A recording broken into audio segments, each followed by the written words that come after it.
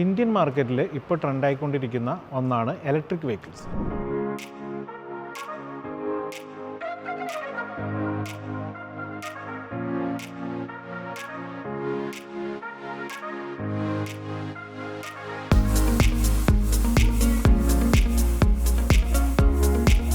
Y electric vehicles in commercial industry? Electric vehicles commercial വെഹിക്കിൾസിലേക്ക് എന്തോരം match ആവും എന്നുള്ളതാണ് നമ്മളിന്ന് ഡിസ്കസ് ചെയ്യുന്നത്. 2024 ഇൻ്റർനാഷണൽ മാർക്കറ്റിൽ ഇലക്ട്രിക്കൽ കൊമേഴ്ഷ്യൽ വെഹിക്കിൾസിൻ്റെ ഇമ്പ്രൂവ്മെൻറ്റ് എന്ന് പറഞ്ഞു കഴിഞ്ഞാൽ 175% ആണ്. ഈ ഒരു ട്രെൻഡ് നിലനിർത്തിയാണ് നമ്മൾ ഇന്ത്യൻ മാർക്കറ്റിലേക്ക് ഇലക്ട്രിക്കൽ കൊമേഴ്ഷ്യൽ വെഹിക്കിൾസിനെ ഇൻട്രൊഡ്യൂസ് ചെയ്യുന്നത്. ഈ അവസരത്തിലാണ് ഇന്ത്യൻ മാർക്കറ്റിലേക്ക് മുരുകപ്പ ഗ്രൂപ്പിൻ്റെ ഈവിയേറ്റർ 350 എന്നുള്ള മോഡൽ ഇൻട്രൊഡ്യൂസ് ചെയ്യുന്നത്. 125 വർഷം പാരമ്പര്യമുള്ള മുരുകപ്പ ഗ്രൂപ്പ് ഇന്ത്യയിലെ 10 ലിസ്റ്റഡ് കമ്പനീസിൽ ഒന്നാണ്.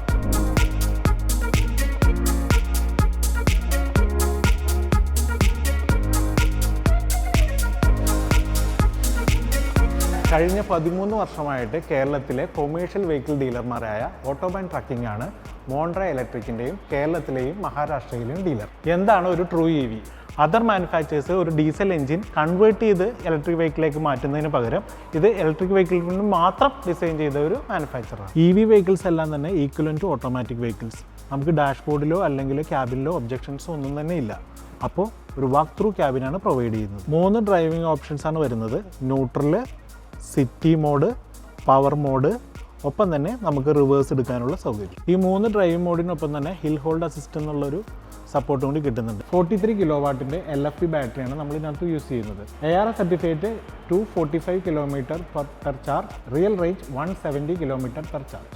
PMS എന്നുള്ള മോട്ടോർ ടെക്നോളജിയാണ് മോണ്ട്ര ഇലക്ട്രിക്കിനകത്ത് യൂസ് ചെയ്തിരിക്കുന്നത്. പെർമനൻറ്റ് മാഗ്നറ്റിക് സിങ്ക്രണൈസ് മോട്ടോർ, ഈ ആക്സിൽ, ഈ പവർഫുൾ ആയുള്ള മോട്ടോർ നമ്മൾ ഡയറക്റ്റ്ലി കണക്റ്റഡ് ടു ആക്സിൽ. അതിൻ്റെ ഒരു ബെനിഫിറ്റ് എന്താണെന്ന് വെച്ചാൽ മാക്സിമം പവർ ലോസ് ഇല്ലാതെ കിട്ടുന്നു. 3-in-1 unit, power distribution system, DC converter, on board charger, MCU motor control unit. Diesel എഞ്ചിനിൽ ECUവിന് പകരം EV വെഹിക്കിളിൽ വരുന്നതാണ് MCU, AC കംപ്രസർ. പക്ഷേ ഇതെല്ലാം പ്രവർത്തിക്കുന്നത് ഒരു ആക്റ്റീവായ കൂളിംഗ് സിസ്റ്റത്തിലൂടെയാണ്. അതിനകത്ത് ബാറ്ററിക്കാണ് ഏറ്റവും കൂടുതൽ ഇമ്പോർട്ടൻസ് കൊടുക്കുന്നത്. Battery is cooled with refrigerant cooling system. Yes, it's powerful. കാരണം ഒരു ഡീസൽ എഞ്ചിൻ 60 മുതൽ 70 HP വരെ പ്രൊഡ്യൂസ് ചെയ്യുമ്പോൾ ഒരു EV 100 HPയിൽ കൂടുതൽ പ്രൊഡ്യൂസ് ചെയ്യുന്നുണ്ട്. സാധാരണ ഡീസൽ എഞ്ചിനേക്കാളും എക്സ്പെൻസീവ് ആണ് EV വെഹിക്കിൾ. ഒരു ഡീസൽ എഞ്ചിന് നിങ്ങൾക്ക് പെർ കിലോമീറ്റർ വരുന്ന കോസ്റ്റ് 8 രൂപ മുതൽ 9 രൂപ 50 പൈസ ആകുമ്പോൾ ഒരു EV വെഹിക്കിളിന് നിങ്ങളുടെ റണ്ണിങ് കോസ്റ്റ് വരുന്നത് 1 രൂപ 80 പൈസ മുതൽ 2 രൂപ 10 പൈസ വരെ മാത്രമാണ്.